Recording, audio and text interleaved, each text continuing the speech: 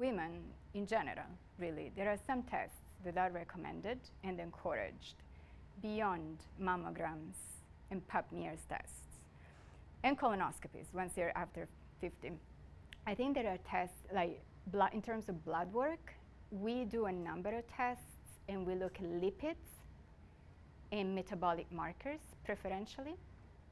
So lipids, I think that the basic panel would be cholesterol, and you want to look at your total cholesterol, your LDL, low density lipoprotein cholesterol, your very density lipoprotein cholesterol, and your HDL or high density cholesterol, because those markers tell somewhat different stories, and is the ratio that is quite important for prevention of cardiovascular disease and also stroke. Triglycerides are also important, and they are in part related to diet.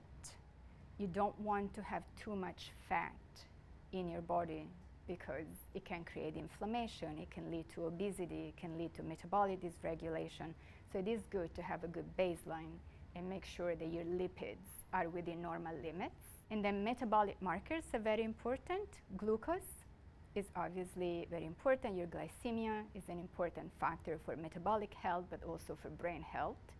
Insulin, hemoglobin A1C. Those are important markers to have because a lot of people in this country are pre-diabetics or insulin resistant and they don't realize it.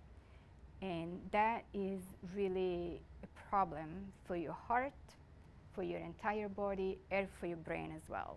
So I think it's very empowering that you can change your blood markers, you can change your blood work in a way that is conducive to preventative health. Thorough cognitive testing that gives you, if nothing else, it gives you a very strong baseline so that then we can use those tests a few years later in case there is a change, because every doctor's dream, I think, is to be able to compare you to you when you had no problems. So I think you're doing a favor to your doctor as well, to have like a solid baseline when you're feeling fine or when you're just starting to have some changes.